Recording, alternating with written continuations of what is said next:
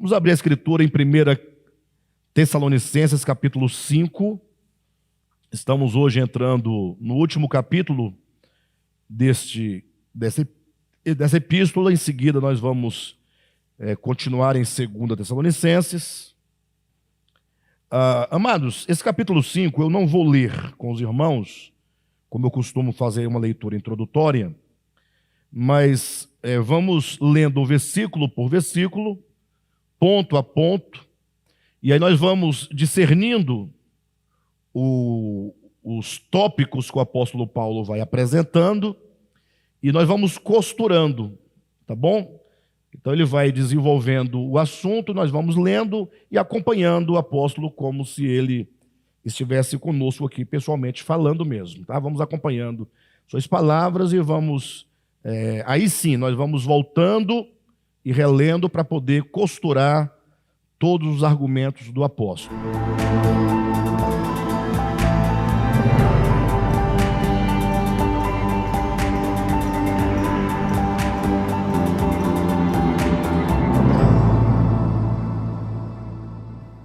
Queridos, e o capítulo 5 dessa epístola, eu diria que é um capítulo muito importante, muito interessante, porque ele nos servirá como introdução à segunda carta aos Tessalonicenses, porque a partir do capítulo 5, ele começa a falar efetivamente acerca da segunda vinda do Senhor. Ele começa a falar efetivamente acerca dos últimos acontecimentos. Paulo, no capítulo 5, começa a falar efetivamente acerca dos acontecimentos que terão lugar na última hora, antes da parousia do Senhor.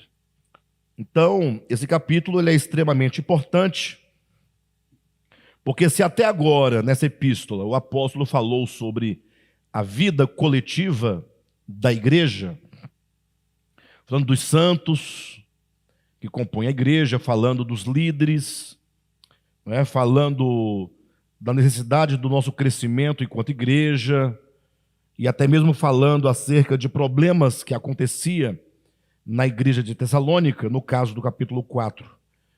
A partir do versículo 13, ele fala sobre uma preocupação acerca daqueles que não compreendiam o aspecto da ressurreição dos mortos. No capítulo 5, ele vai falar sobre os tempos. Então, logo o capítulo 5 nos direciona para uma perspectiva escatológica. Falar sobre os últimos tempos, os tempos finais, sempre foi uma preocupação do apóstolo Paulo, né? Jesus também gastou bastante tempo nos evangelhos, nos falando acerca dos dias finais da história. E o interessante é que, me parece que quando se fala sobre os últimos dias, isso deveria gerar o quê?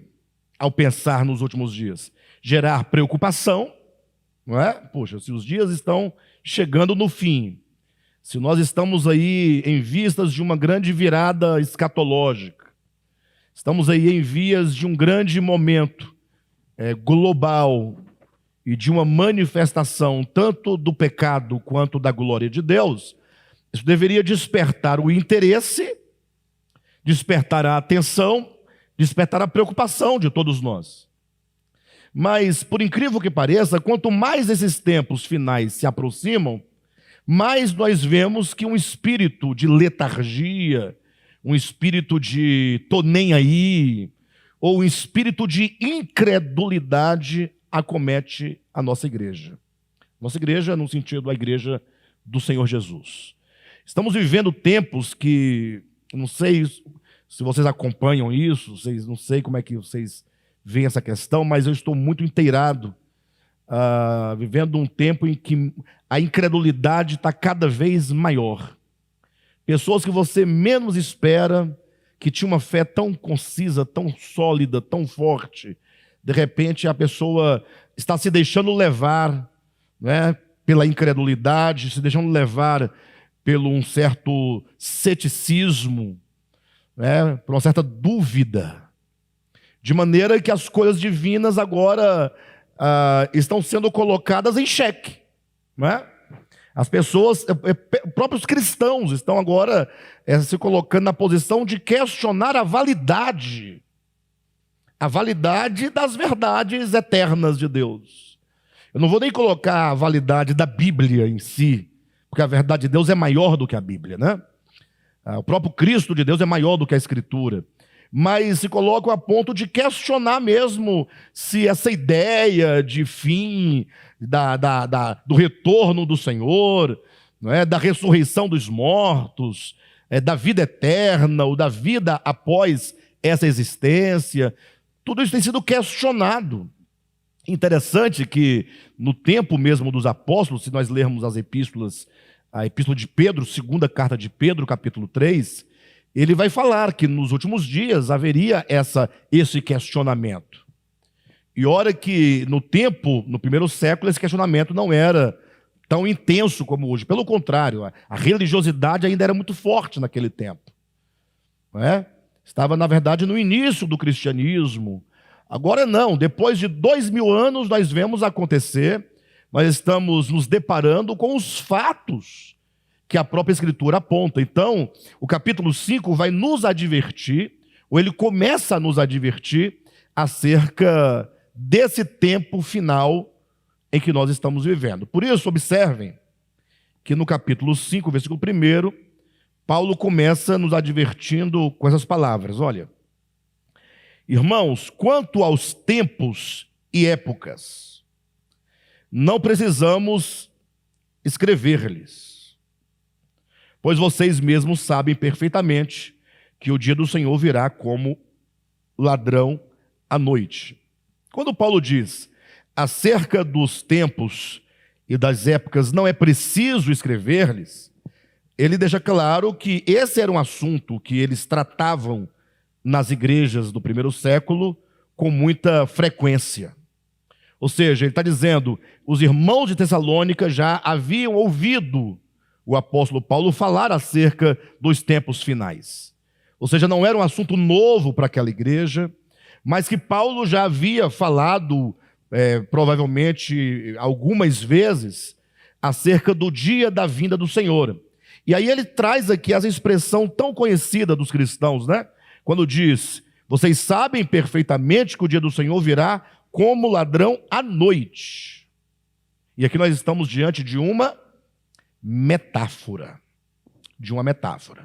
É importante frisar de antemão que a metáfora como o ladrão de noite, essa expressão, como o ladrão à noite, foi usada por Jesus, é usada pelo apóstolo Paulo aqui. Então, em alguns 2 ou 3 lugares aparece essa expressão quando se refere à vinda de Jesus. E também uma outra expressão que aparece no sermão escatológico de Cristo, que é como o relâmpago que sai do Oriente e se mostra no Ocidente. Aí é a metáfora do relâmpago. Nós temos a metáfora do ladrão de noite e a metáfora do relâmpago. É importante frisar que essas duas metáforas, elas foram tomadas, foram retiradas do seu contexto bíblico e foram tomadas como sendo duas expressões que teologicamente estaria apontando para o arrebatamento da igreja. Mas é importante notar, e eu vou demonstrar isso para vocês, que isso é um grande equívoco. Que tentar pegar a metáfora do ladrão e a metáfora do relâmpago como sendo uma palavra que ratifica, que apoia, que determina a ideia do arrebatamento secreto da igreja, contextualmente isso é um grande erro. Primeiro porque no texto, eu nem vou ler com os irmãos, mas está em Mateus capítulo 24, os irmãos poderão fazer a verificação em outro momento, quando Jesus fala, porque assim como o relâmpago sai do Oriente, se mostra no Ocidente, assim será a vinda do Filho do Homem, o que a teologia faz? Fala assim, olha, quanto tempo gasta um relâmpago para sair de um ponto a outro? Ora, isso é uma velocidade de um piscar de olhos, não é? Aí tem também a outra metáfora, né? A metáfora do piscar de olhos, que Paulo coloca em 1 Coríntios 15. Então são 3 metáforas. A metáfora do piscar de olhos, a metáfora do relâmpago, a metáfora do ladrão. São 3 metáforas que a teologia ou a escatologia, no âmbito teológico, toma para dizer, olha, está vendo o arrebatamento? Será como que está todo mundo aqui de boa, daqui a pouco, como num piscar de olhos, palavras de Paulo em 1 Coríntios 15, a igreja some. Então, de repente, acabou, cadê a igreja? Sumiu, desapareceu. E aí vem todas aquelas ideias, né? A ideia de que se é um motorista de ônibus, conduzindo um ônibus, se ele é crente, ele desaparece, o ônibus fica desgovernado, ou seja, dane-se o passageiro que não subiu também. O passageiro que subiu foi de boa, quem ficou, né? Vai que o piloto de avião, e essa ideia talvez tenha sido na época que não tinha piloto automático, né? O piloto desaparece, né? Mas vamos lá. Então, quando fala, essas três metáforas falam de coisas, porque é interessante, quando você desloca essas três metáforas para um aspecto que elas não querem dizer, você perde a ideia das metáforas. Então vamos lá. Quando Jesus fala, assim como o relâmpago sai do Oriente e se põe no Ocidente, a ideia aqui não é a velocidade. A ideia é todos verão. Ou seja, se você está no Oriente e o relâmpago sai do Oriente, você vê. Se você está no Ocidente, ele vai chegar lá, você verá. Se você estiver no meio do caminho, você verá, porque ele cruza o céu. Então, a ideia aqui é da universalidade da vinda e não da velocidade da vinda. Então, é importante nós sabermos que aqui a ideia é a visão, no caso do relâmpago. No caso do piscar de olhos, 1 Coríntios capítulo 15, Paulo não está falando da vinda, está falando da transformação do corpo. Ele diz, olha, o nosso corpo será transformado numa fração de abrir e fechar de olhos, que é uma metáfora para dizer que é numa velocidade, agora sim, é numa rapidez. Ou seja, se a nossa alma precisa de um longo processo para ser transformada, o mesmo não acontece com o corpo. Por que não? Ora, porque o corpo não é dotado de vontade. Então, Deus não depende da vontade do homem, Deus não depende da resposta do homem para transformar o seu corpo. Agora, a alma humana não pode ser transformada sem que a vontade do homem participe do processo de transformação. Então, quando você encontra inúmeras vezes na Escritura dizendo que é necessário tomar a cruz, ele está dizendo, você tem que usar o exercício da sua vontade e tomar a decisão de tomar a cruz. Ou seja, se você vai retardando esse processo, se você hoje não nega a si mesmo e não toma a cruz, por uma decisão sua, você está ouvindo a palavra, está entendendo os caminhos, mas você não pratica a palavra, você está o quê? Retardando o processo de transformação da alma. Então, a alma carece de um longo processo para ser transformada. O corpo não. Será transformado num piscar de olhos. Então, tanto o relâmpago quanto o piscar de olhos não está falando de arrebatamento, absolutamente. O mesmo vai acontecer com a ideia do ladrão. O ladrão também não quer dizer arrebatamento. Nós vamos ver, o próprio Paulo vai dizer aqui para nós, no capítulo 5, qual é o significado dessa metáfora do ladrão de noite. Tá bom? Então, ele vai dizendo, olha, com respeito aos tempos e às épocas, não precisamos escrever-lhes, pois vocês mesmos sabem perfeitamente que o dia do Senhor virá como ladrão. Como ladrão à noite, né? Versículo 3. Quando disserem paz e segurança, a destruição virá sobre eles, de repente, como as dores de parto, a mulher grávida, e de nenhum modo escaparão. Então, o que é mais impressionante quando nós lemos um texto, e nós temos que atentar para isso, é que o modo como as coisas são colocadas no texto devem ser levadas em conta. Então ele diz, quando andarem dizendo.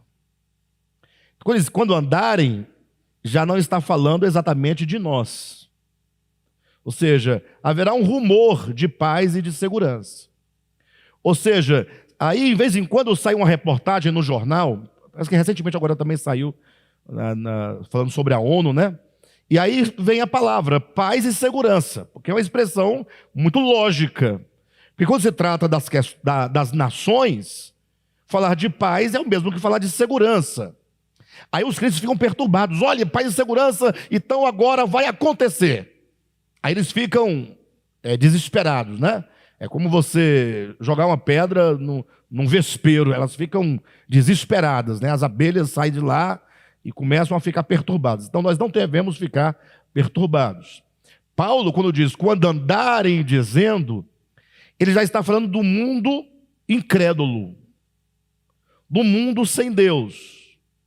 Aí olha como diz o texto, eis que sobrevirá sobre eles. Olha a prova disso, olha o que está no versículo 4. Como é que começa aí? Até a vírgula. Mas vocês. Então, faça-se a diferença. Ele está falando de um grupo e agora de outro grupo. Paulo está se referindo agora em relação aos tempos, em relação às épocas, em relação à vinda do Senhor, à parousia do Senhor, como ela pode ser compreendida diante de dois grupos. Tem um grupo que, para eles, virá como ladrão. Está aí a prova de que não se pode se referir ao arrebatamento. Porque o arrebatamento não é para eles, é para a igreja, ou seria para a igreja. Perfeito? Então a expressão como ladrão não pode estar se referindo à igreja. Pelo contrário, Paulo vai dizer que para a igreja ele não vem como ladrão, é o contrário, é o oposto. Ou seja, para os incrédulos, para os que não têm esperança, ele virá como ladrão. Por quê? Porque se tem uma coisa que o incrédulo não espera, são os acontecimentos da promessa do Evangelho. Porque os incrédulos, e aqui quando eu coloco incrédulo, eu não quero me referir àquele que não é evangélico. Então vamos esquecer essa ideia de crente versus incrédulo. Não. Os evangélicos, muitos deles são incrédulos, né? Essa é a grande verdade. Mas vamos entender que os incrédulos são aqueles que não creem. Incrédulo, né? Incrédulo. Aquele que não tem credo, aquele que não crer. Ora, quem é aquele que não crê? É o materialista. É o materialista. É aquele que vive essa existência e este momento. E que não tem nenhuma projeção do seu espírito humano, nenhuma projeção da sua alma, nenhuma projeção de vida após a morte, nenhuma projeção de Deus, nenhuma projeção de Jesus, nada que diga respeito ao metafísico, ao espiritual, ao espírito. O materialista é aquele que funda, ou melhor, que vive a sua experiência humana como aquela experiência que nasce no tempo e se esgota no tempo. É possível que mesmo alguém que tenha um credo, e portanto, no sentido geral da palavra, é possível que mesmo um crente seja um materialista. Porque a grande dicotomia, isso é muito claro, é muito patente, entre você ter um credo, você ter uma profissão religiosa, mas você não está nem aí para a sua profissão religiosa, de modo prático. As pessoas querem ter uma religião, um credo religioso, apenas no âmbito intelectual. Quando a pessoa tem um credo que lhe serve para o âmbito meramente intelectual, essas verdades incompreendidas no intelecto não ganham o coração, não mudam o coração, não afetam a alma. Essas pessoas são chamadas de religiosas. Um religioso é alguém que defende uma ideia, mas não necessariamente ele experimenta e vive aquela ideia. Ao passo que há muitas pessoas que não têm credo, mas ela desenvolve a sua espiritualidade. Porque a espiritualidade não está vinculada necessariamente a um credo, enquanto um sistema de crenças. Até porque, na maioria das vezes, maioria esmagadora, todos os sistemas de crença são falsos. São inventados. Os homens têm uma necessidade e mesmo uma tendência de criarem sistemas de argumentos para controlar as pessoas. Essa semana eu ouvi uma pessoa me falando, ela me falou uma coisa tão óbvia, mas tão óbvia, não é? E que a gente vê acontecendo, mas às vezes a gente não desperta porque está à vista, né? A pessoa me falou assim: Alexandre, vou te falar uma coisa. Se você pregar, ou melhor, se os irmãos da sua igreja, que congregam com você, entenderem o que você está pregando, olha o que foi dito para mim essa semana, há 3 dias. Se eles entenderem o que você está pregando, você vai ficar sozinho. Mas ele falou, primeiramente, ele não quis dizer que eles vão te abandonar porque você está pregando errado. Não, então assim, porque essa verdade que você prega é tão libertadora que eles não vão sentir necessidade de estarem com você. Eu falei, mas então tem uma coisa muito boa. Então tem uma coisa muito boa. Porque se porventura a mensagem é libertadora, as pessoas de fato devem ser livres. Agora, se a liberdade de alguém se torna uma liberdade para você se tornar um egoísta, se tornar um indivíduo que se isola, que não coopera, aí eu questiono a sua liberdade. Porque você deixa de ser escravo do medo, das teologias, dos sistemas de credo, e passa a ser escravo, então a escravidão em relação ao seu ego agora se manifesta. Porque a liberdade é você exatamente fazer as coisas boas, sem que tenha alguma coisa te cobrando ou te obrigando. O mesmo aconteceu numa outra situação, eu já contei para vocês aqui, de um pastor, né, que tem uma grande igreja em Goiânia, a sede da sua igreja é em Goiânia, e aí um outro pastor, amigo meu, conversando com ele, e aí o pastor da igreja de Goiânia foi mostrando as estruturas, grandes estruturas que ele tinha da sua igreja, e aí o pastor, amigo meu, perguntou assim: vem cá, mas como é que você, um camarada que conhece a Escritura, que já leu muito, sabe como as coisas funcionam, ainda prega o dízimo? Ainda prega o dízimo enquanto obrigação da lei. Aí ele falou assim: ora, se eu parasse de pregar o dízimo, nós não teríamos tudo o que nós temos. Ou seja, ele está dizendo, nós temos tudo o que nós temos, porque as pessoas doam seus dízimos. Mas elas doam seus dízimos porque elas estão enganadas, porque eu as mantenho no engano, enquanto elas estão enganadas, elas estão prisioneiras dentro de um sistema doutrinal, dentro de um sistema de ensino, que ameaça lançá-las no inferno. Então, nós temos a vantagem da escravidão das pessoas. E nós não podemos ter a vantagem da escravidão de ninguém. O evangelho, ele só tem uma função: libertar. O próprio Deus liberta as pessoas. O que é o perdão de Deus? O que é o perdão de Deus? A maioria das pessoas entende perdão de Deus como sendo um Deus que ficou ofendido ou magoado por alguma ação que o homem cometeu contra Deus, como se o homem tivesse o poder de desferir algum golpe contra o eterno, né?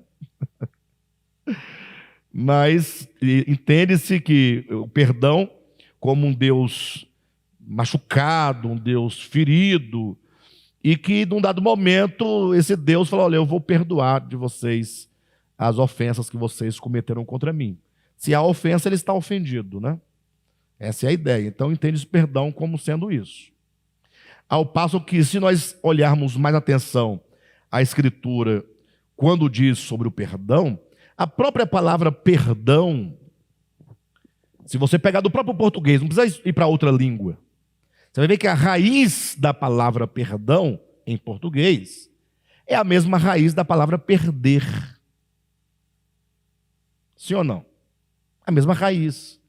Então, quem perdoa, perde. Então, em que sentido Deus nos perdoa? Ora, sendo ele o Criador e tendo, portanto, todo o direito sobre as suas criaturas, quando diz que Deus nos perdoa, quer dizer que Deus, tendo o direito, ele diz: vocês podem ir livremente. Vocês podem não me amar, vocês podem não me seguir, vocês podem não me servir. Lógico que esse caminho de não amar, não servir e não seguir é um caminho que leva à morte, né? É um caminho de morte. E Deus, em contrapartida, está profundamente, como eu posso colocar, está sentindo profundamente a perdição do homem. Ou seja, Deus sofre quando vê os seus filhos se perdendo. Mas ainda assim Deus os deixa livre. Então, liberdade amor, ou suposto amor que prende, não pode ser amor. Perdão, que se diz perdão, mas que prende o outro, não pode ser perdão. Então, o fato é que o Evangelho, ele só pode libertar as pessoas. Agora, uma vez livres, e aí temos que evocar as palavras de Jesus: se, pois, o Filho vos libertar, verdadeiramente sereis livres. Ou seja, seremos livres de verdade. Seremos livres de verdade. Então, acontece que o sistema de doutrina, não raras vezes inventados pelos homens, visam o aprisionamento do homem. E o homem fica preso dentro daquele sistema até quando? Até o dia em que ele descobre a farsa do sistema doutrinário, seja ele qual for. E aí ele sai daquele sistema. E se ele então não se enquadrar em nenhum outro sistema de doutrina, ele cai dentro da sua própria prisão. Então, qual é o nosso objetivo de ministério? Que as pessoas sejam livres. Não por um esquema de doutrina, de uso, de costume, de escatologia, de céu, de inferno, de ameaça, de lei, de demônio, de macumba, de diabo. Não. Conhecereis a verdade e a verdade vos libertará. E agora, livre de qualquer sistema doutrinal que forma essa prisão, você possa desenvolver a sua espiritualidade. Então, nós não precisamos de religiosos.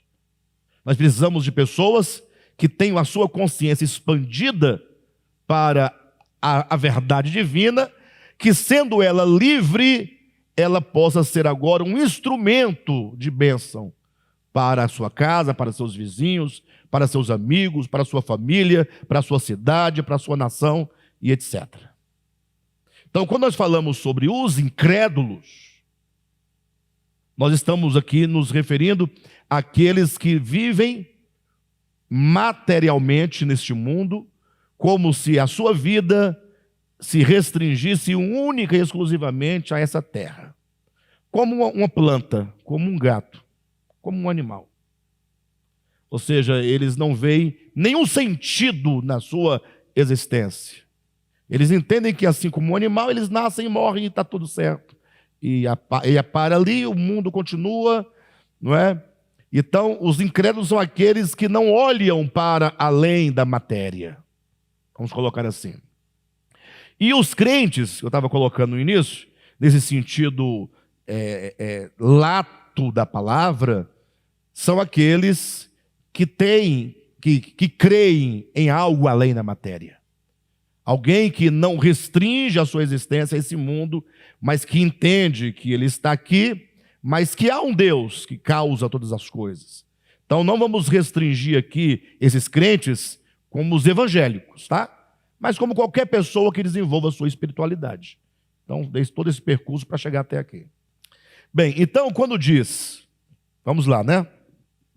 Irmãos, quanto aos tempos e às épocas, não precisamos escrever-lhes, pois vocês mesmos sabem perfeitamente que o dia do Senhor virá como ladrão. Versículo 3. Quando disserem paz e segurança, a destruição virá sobre eles de repente, como as dores de parto à mulher grávida, e de modo nenhum escaparão. Então está falando aqui de um grupo de pessoas, esses aqui, para quem o dia do Senhor vem como ladrão, são pessoas que não estão vivendo pensando na iminência de um fim, pensando no futuro, pensando em eternidade, pensando em vida eterna. Ou seja, a única coisa em que eles não pensam é no dia do Senhor. Então, quando o dia do Senhor chegar, eles ficarão surpresos. Pode ser qualquer pessoa. Aqui o texto, um pouquinho mais abaixo, vai classificar esses grupos, vai classificar essas pessoas em dois grupos: os da noite, os do dia, os da luz, os das trevas, os vigilantes, os acordados, os bêbados e os sóbrios. Então, não importa, eu fiz questão de falar para os irmãos, não vamos falar crentes se referindo aos evangélicos, e nem vamos falar incrédulos se referindo aos não evangélicos.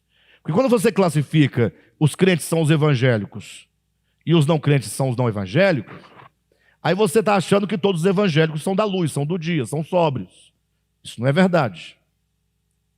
Você vai achar que quem não é evangélico, que não está dentro desse sistema de doutrina, ele não tem fé. Isso não é verdade. Por isso nós estamos falando sobre religiosidade e espiritualidade. São duas coisas distintas.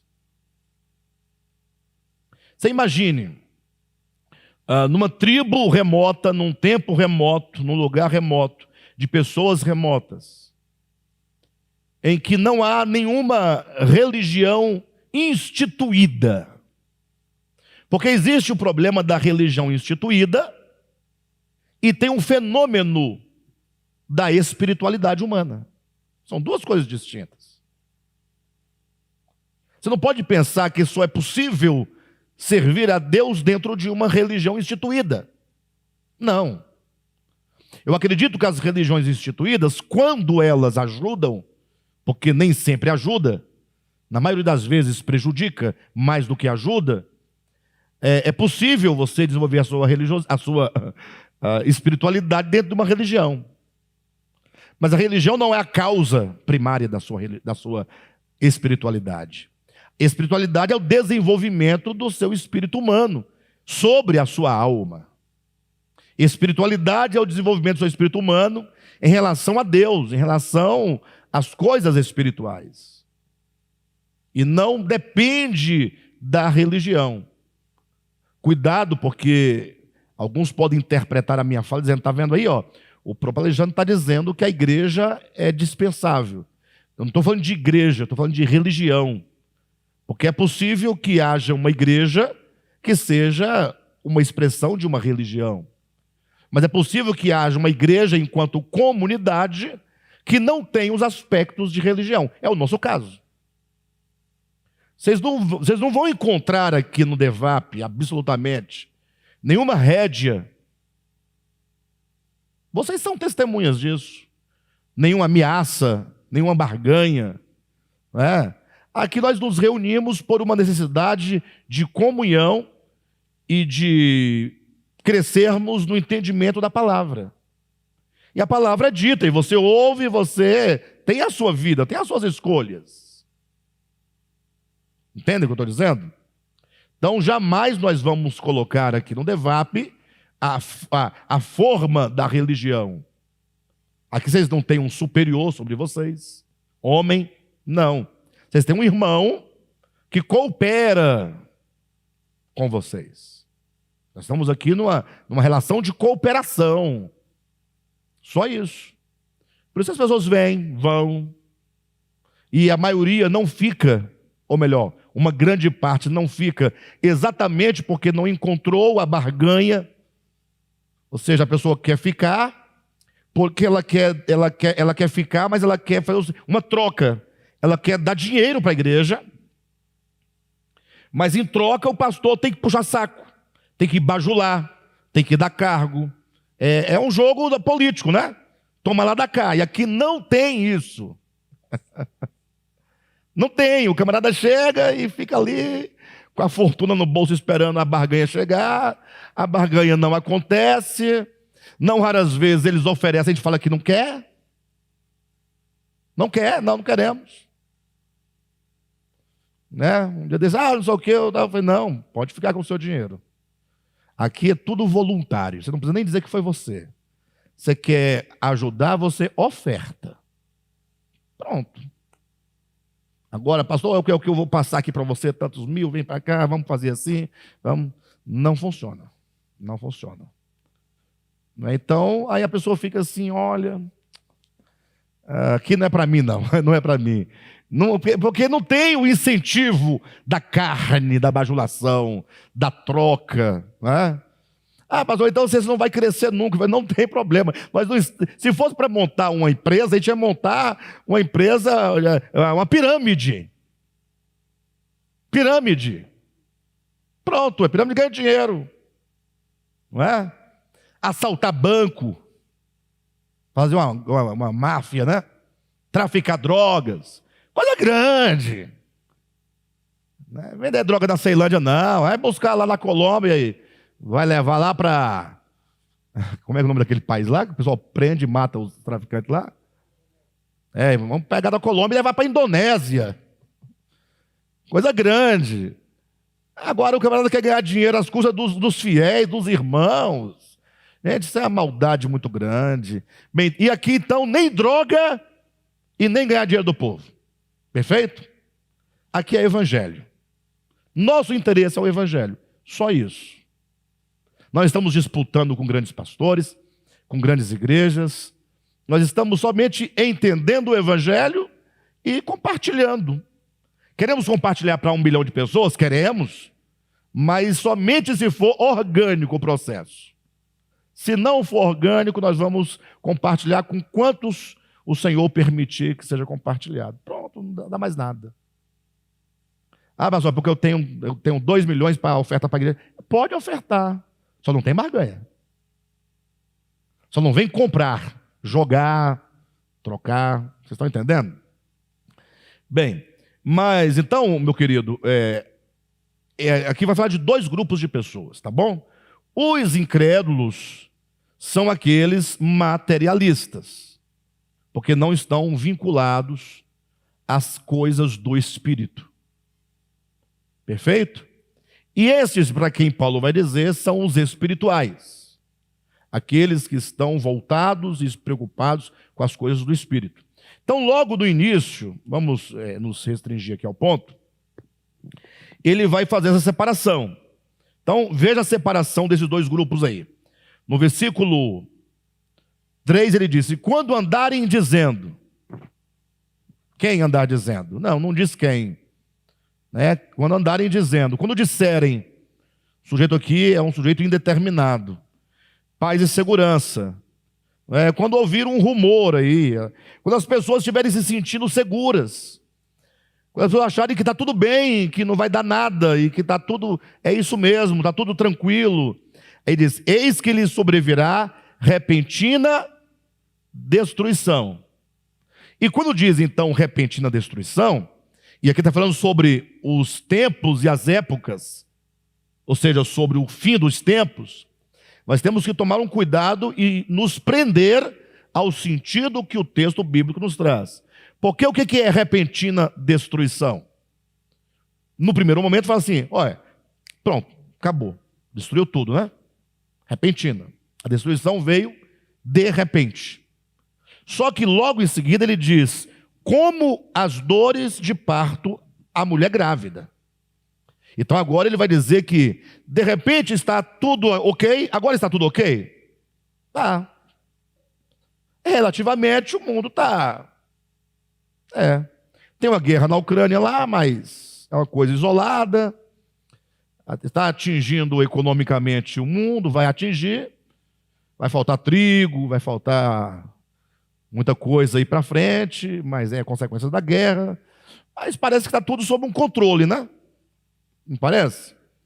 Mas, num dado momento invisível da história, porque esse de repente, ele está para uma iniciativa divina. Por exemplo, eu fujo assim, irmãos, mas eu volto para o ponto, então não percam, tá? Estou dizendo que esse de repente, esse repentinamente, está para uma iniciativa divina. É uma ação no âmbito invisível da história, há uma mão invisível que vai definir esse de repente. Aí eu coloco assim, por exemplo, quando Cristo se fez carne, se fez homem, então logo no início do seu ministério, ele fala para Maria, né? Ainda não é chegada a minha hora. Ele falava de uma hora, um momento. Então, em 2 ou 3 lugares, ele vai dizendo, olha, não é chegada a hora, ainda não é minha hora. Ou seja, ele sabia que havia uma hora. Essa hora era um momento determinado pelo Pai, em que aquilo que deveria acontecer a Jesus começaria a acontecer. Capítulo 17 de João, Jesus fala, Pai, é chegada a hora. Então, não havia na história humana algo explícito que definia essa hora. O que definia essa hora? A hora do sofrimento vicário de Cristo, desse sofrimento da paixão de Cristo. É um momento que o Pai define. Perfeito? Então, quando Paulo diz, quando andarem dizendo paz e segurança, eis que sobrevirá sobre eles de repente a destruição, esse de repente a destruição, quer dizer, chega um momento em que Deus fala, agora. Esse momento pode ser agora, inclusive. Pode ser agora, pode ser hoje. Que Deus diz, olha, vamos começar o desdobramento dos acontecimentos. Esses acontecimentos que virão a partir desse de repente, o texto diz, é como vêm as dores de parto a mulher que está para dar à luz. Como vêm as dores de parto? A grávida está lá de boa, né? Os primeiros momentos são muito difíceis, da gravidez e tal. Aí está lá tranquila, vamos para uma festinha. Chega lá, pronto, a bolsa estoura. Quando a bolsa estoura, aí começa o trabalho de parto. Começa as contrações. Aí vai para o hospital, aí o médico faz o toque, né? Para ver a dilatação. Aí fala, vai ficando por aí. Não é agora não. Às vezes volta para casa, aí fica em trabalho de parto um dia. Nesse processo, toda a estrutura óssea da bacia começa a trabalhar, a natureza está pronta para isso, vai trabalhando para que o menino venha a nascer. Às vezes dura 1 dia, 2 dias, 3 dias, depende de cada mulher. Ou seja, Paulo está dizendo que vai chegar um momento na história em que as dores de parto que definem o nascimento vai entrar em ação. Então, quando é esse momento? Eu não sei.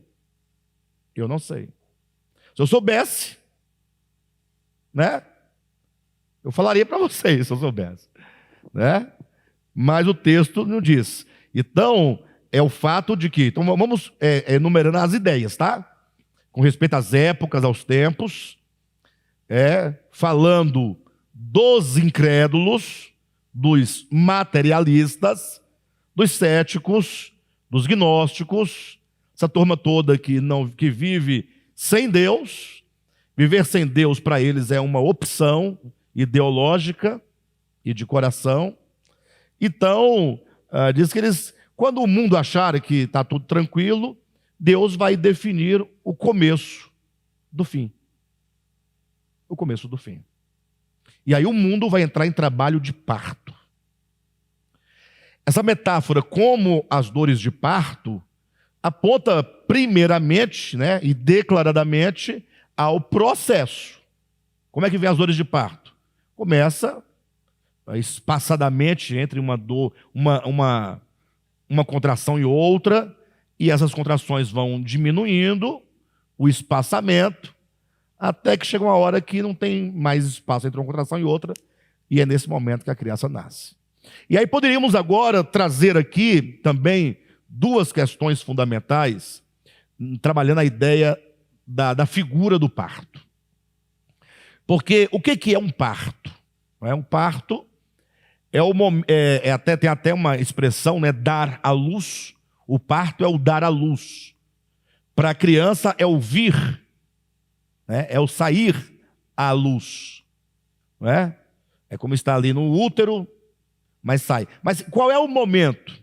De modo geral, é o momento em que a criança ela está pronta, ela está madura para vir ao mundo. Porque todo o tempo que se passa dentro do útero é o processo de formação. Desde da concepção, né, das células ainda informes, que vão se formando lentamente, ali durante as 40 semanas, até que o menino está totalmente pronto, formado para vir ao mundo. Né? Essa ideia de maturidade ou de maturação que prepara a criança para vir ao mundo se aplica também com respeito ao problema do pecado. E se aplica também com respeito à questão da preparação dos filhos de Deus em relação à sua edificação. Por exemplo, quando nós olhamos para a Escritura, nós vamos estudar isso na segunda epístola de Paulo aos Tessalonicenses, quando ele fala que a vinda do Senhor não acontecerá sem que primeiro venha a apostasia e seja revelado o homem da iniquidade. Gente, quem já entendeu isso até hoje? Complicado, né? Ou seja, o que é a apostasia? A apostasia é o amadurecimento do pecado na consciência humana. Ou seja, o homem, ao longo da sua história, ele está pecando contra Deus, está se distanciando pouco a pouco de Deus, só que até então nós estamos ainda nesse processo de gestação, a gestação de uma consciência contra Deus. Os homens hoje não podem dizer que têm uma consciência anticrística, anticristo. Não. Mas eles são contra Cristo em muitos sentidos, em muitos aspectos. Tanto na linha da religião contra Deus, da política contra Deus, do comportamento contra Deus, do procedimento contra Deus, trabalhando contra a vida, contra a família, contra a educação, contra o homem, contra o bem, contra a justiça. Ou seja, só que esse mal dentro do homem, ele está amadurecendo, como uma criança está sendo gerada. Uma hora, esse mal terá que vir à luz, nascer, usando a metáfora do parto. Então, quando esse mal na humanidade amadurecer em quem tem que amadurecer, teremos então o ambiente no coração e na consciência propício. Esse ambiente chama-se apostasia. Então diz que a vinda do Senhor não acontecerá sem que primeiro venha a apostasia. Então a apostasia é algo que precede e que determina a vinda do Senhor. Então, sempre apostasia, sempre se fala em apostasia, mas essa apostasia coletiva, ela está em vias de amadurecimento.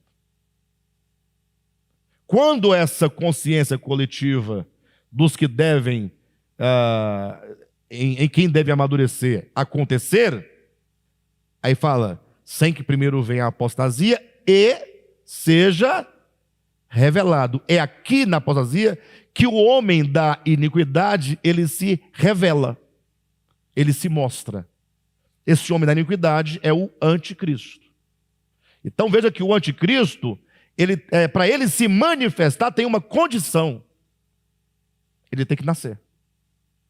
E esse nascimento se dá na consciência, no coração, que é a apostasia. Então, o mundo, nesse sentido, dessa via negativa, está caminhando para o nascimento do homem da iniquidade, que não é um nascimento físico, aqui é a metáfora que nós estamos usando.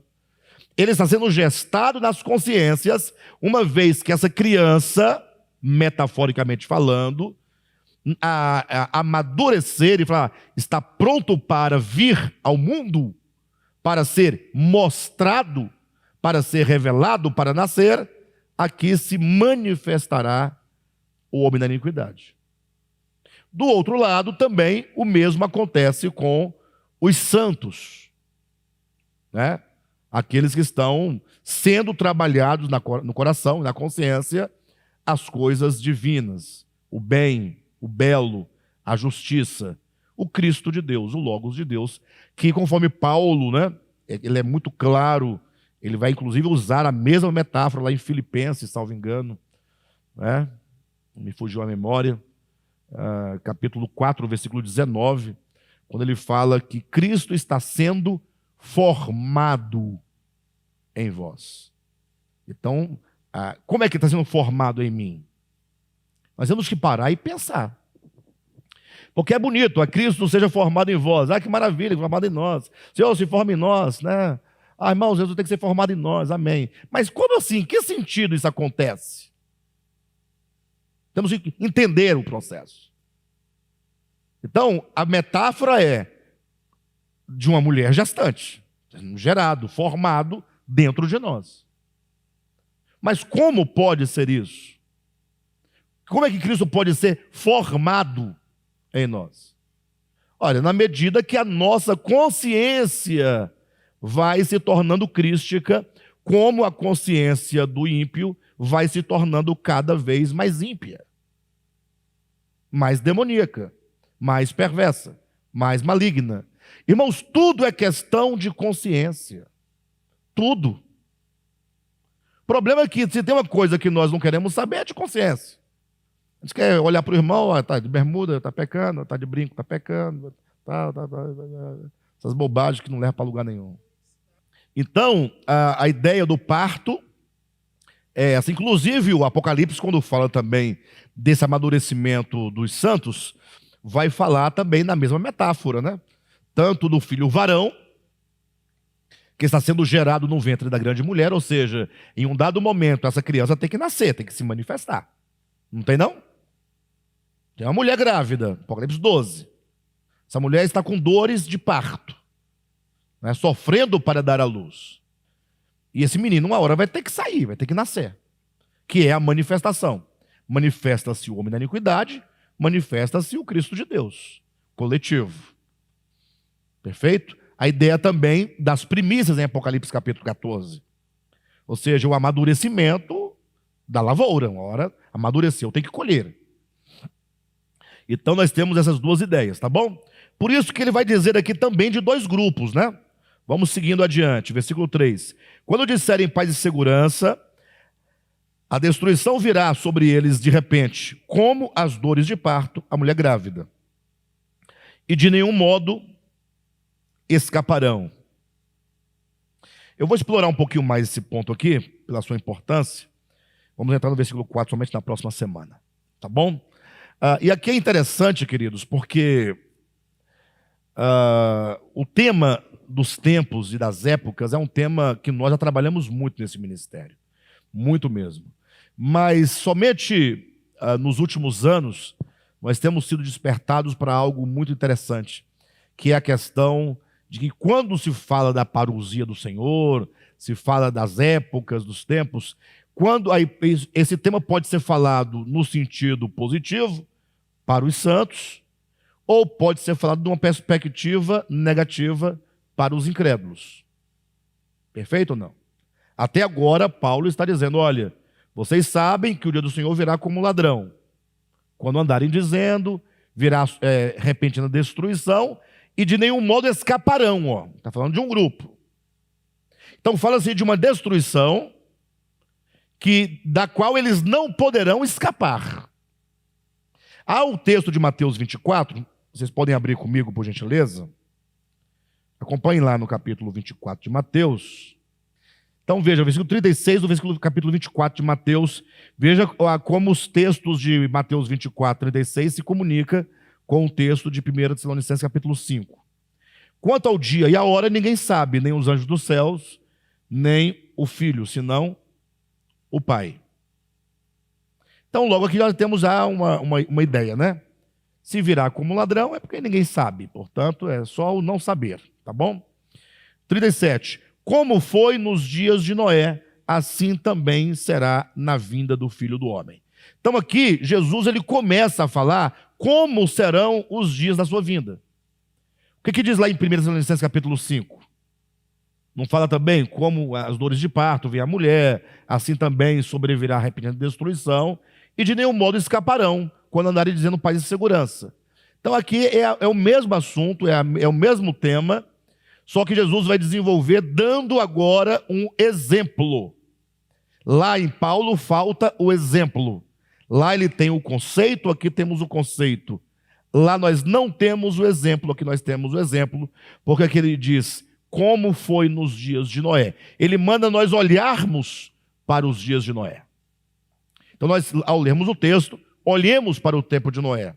Só que os tempos de Noé podem ser vistos por várias perspectivas. Certo? É como apontasse qualquer evento dos nossos dias, que todo mundo sabe. Eu falo assim, olha, mas você vai olhar para esse evento e vai se restringir a olhá-lo por esse aspecto. Não precisa falar dos outros aspectos. Olhe só por esse aspecto. Então nós vamos olhar o objeto por vários aspectos, né? E aí então saber definir cada um dos aspectos. Aqui Jesus vai falar da vinda do Filho do Homem, comparado, né, com os dias de Noé. E aí ele vai restringir o foco. Como foi nos dias de Noé, assim também será na vinda do Filho do Homem.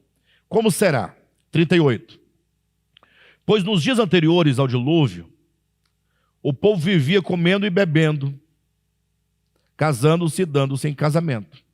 Aí eu pergunto para vocês, como o povo está vivendo, comendo e bebendo, casando e dando-se em casamento? Eles estão vivendo uma expectativa de uma iminência? Ou eles estão em paz e segurança? Está tudo tranquilo. Pronto, essa é a expressão. Uma vida normal. É a vida materialista. Vida normal. Amanhã vai ser meu casamento, tá, o seu convite, preparando um buffet, tudo certinho. Né? Comendo no restaurante, fazendo um churrasco. Vida que segue, vida normal. Tem ninguém preocupado com um possível juízo, algo iminente, algo que muda a história, algo que gera uma ruptura na nossa vida. Nada disso está na mente. Então, como foi nos dias de Noé? Como foi? As pessoas estavam comendo e bebendo, casando, dando-se em casamento, até o dia em que Noé entrou na arca. Entra Noé na arca, começam ali, é definido o momento em que a história muda. Ele entra na arca, o povo morre imediatamente? Noé entrou, o povo morreu? Não. Daqui para frente, começam os acontecimentos que definirão o fim de uma era. Então, veja que a ênfase aqui é quando diz: pois nos dias anteriores ao dilúvio o povo vivia comendo, bebendo, casando-se e dando-se em casamento. Ele fala de uma vida de normalidade, uma vida sem nenhuma preocupação, até o dia em que Noé entrou na arca, versículo 39. E eles nada perceberam. Não entrou na arca, está tudo bem, né? Tranquilo. Tinha até os que zombavam, né? Entrou na arca aí, tá velho maluco, dentro da arca, um tanto de animal aí, beleza. Assim será ou acontecerá na vinda do Filho do Homem. Então esse assim acontecerá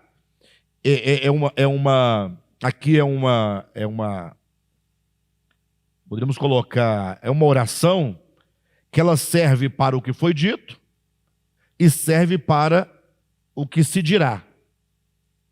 Quando diz assim será a vinda do Filho do Homem, você volta para o que foi dito anteriormente.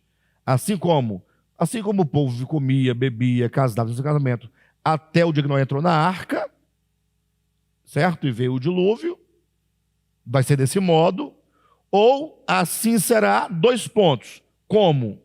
Aí ele vai colocar agora, 2, versículo 40, estarão no campo. Um será levado e o outro deixado. 2 mulheres estarão trabalhando no moinho. Uma será levada e a outra deixada. E aqui, mais uma vez, é um texto que a teologia, no caso pré-tribulacionista, né, melhor dizendo, ela vai querer dizer de arrebatamento aqui no texto, onde nada diz de arrebatamento. Você vê que está dizendo que para você entender como vai ser a vinda do Filho do Homem, olhe para o tempo de Noé. Em que sentido? Ora, Eles estavam vivendo tranquilamente, de boa, perfeito? De repente, o que acontece? Veio o dilúvio. E quando veio o dilúvio, o que aconteceu? Levou a todos os que estavam fora da arca. Os únicos que foram deixados foi Noé e sua família. Então, olhando para Noé, tem os que foram levados pelo dilúvio, tem os que foram levados pelo juízo, e tem os que ficaram. Ficar é positivo, ficar é permanecer, é não ser levado pelo juízo, é não ser morto pelo dilúvio. Então, quem ficou no tempo de Noé foi Noé e a sua família. Quem foi levado foram os materialistas. É justamente o oposto do que quer ensinar a teologia pré-tribulacionista. Então veja, versículo 39. E eles, eu voltei atrás um pouquinho, tá? E eles nada perceberam, até que veio o dilúvio e os levou a todos. O dilúvio levou. Levar aqui, semanticamente falando e contextualmente falando, é destruí-los. Versículo 40. 2 estarão no campo, um será levado. Levado para onde? Para o céu? Não, levado pelo juízo. Segue o paradigma. Porque quando ele diz assim como foi nos tempos de Noé, a minha referência é Noé. É os dias de Noé. Eu não posso olhar para o outro lado. Foi do mesmo jeito. Em Noé, quem foi levado? Foi Noé foi levado? Não, Noé foi deixado. Então, do mesmo jeito, será que 2 estarão no campo, um será levado pelo juízo, e o outro deixado. 41, 2 mulheres estarão trabalhando no moinho, uma será levada e a outra deixada. Portanto, vigiem, porque vocês não sabem em que dia virá o seu Senhor. Olha a metáfora do ladrão chegando aqui. Versículo 43. Mas entendam isto: se o dono da casa soubesse a que hora da noite o ladrão viria, ele vigiaria, ficaria de guarda e não deixaria que a sua casa fosse arrombada. Assim vocês também precisam estar preparados, porque o Filho do Homem virá numa hora em que vocês menos esperam. Menos esperam. Então veja que esse texto é um texto relativo ao de Paulo. Então Paulo está dizendo, olha, assim será também a vinda do Senhor. Como vem as dores de parto, repentinamente, não tem um dia marcado, não tem uma hora marcada, ela vai chegar, mas o que vai definir a nossa relação com esse dia, se nós seremos pegos de surpresa ou não, se o ladrão entrará em nossa casa ou não, será o modo como nós lidamos com os tempos e as épocas. Tanto é que no versículo 4 em diante, Paulo vai ser muito claro e específico ao falar como devemos nós, os crentes, proceder diante da iminência dos tempos e das épocas. Tá bom, meus queridos?